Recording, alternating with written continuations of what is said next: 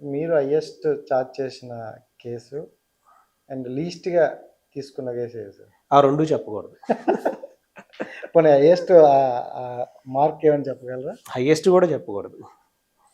ఇప్పుడు జనరలైజ్ చేసి చెప్తాం కానీ ఇప్పుడు అడ్వకేట్స్గా జనరలైజ్ చేస్తే ఇప్పుడు ఒక్కొక్క అడ్వకేట్స్. కానీ మీరు తీసుకున్న సార్ అంటే మీరు క్యాలిక్యులేషన్ చేస్తారు కదా, దీనికి ఇంత అవుతుంది, మనం అక్కడికి వెళ్ళాలి, ఈ ఖర్చులు ఉంటాయి, మన కింద ఒకరిని పెట్టాలి, వాళ్ళతో ట్రావెల్ అంటే ఇవన్నీ చూస్ చేసుకునే మనం ఇంత బడ్జెట్ అని చెప్తారు కదా. డెఫినెట్గా ఇప్పుడు ఆ కేసు స్టార్టింగ్ నుంచి ఎండింగ్ వరకు మాకు ఒక క్లియర్ పిక్చర్ అనేది ఉంటుంది.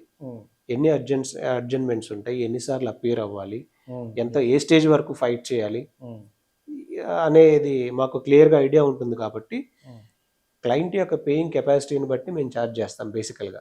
ఇప్పుడు ఒక సామాన్యుడు వచ్చాడు, అతను 50,000కి మించి ఇవ్వలేడు అనుకోండి, అతని ఆర్థిక స్తోమత అదే, నేను తీసుకోను, నువ్వు 5 lakhs కట్టు లేకపోతే 10 lakhs కట్టు అని అనలేం కదా.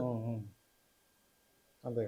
సో అదే ఒక కోటీశ్వరుడు వచ్చాడు, ఫర్ ఎగ్జాంపుల్ రిలయన్స్ అంబానీ అనుకుందాం, తన అడ్వకేట్కి 50,000 ఇస్తాడా? కోట్లలోనే రెమ్యూనరేషన్ ఇస్తాడు. ఎందుకు? అంబానీకి పేయింగ్ కెపాసిటీ ఉంది. అలాగే ఇక్కడ ఉన్న సెలబ్రిటీస్ అందరికి కూడా పేయింగ్ కెపాసిటీ ఉంది. పేయింగ్ కెపాసిటీ ఉన్న వాళ్ళ దగ్గర తీసుకోవాలి, లేని వాళ్ళ కేసెస్ని మనం తక్కువ ఫీజు తోటి చేయాలి, అసలు లేని వాళ్ళకి ప్రొబోనో కేసెస్ కూడా చేయాలి. సో ఎథిక్స్ మీద వెళ్ళిపోవాలంటారు.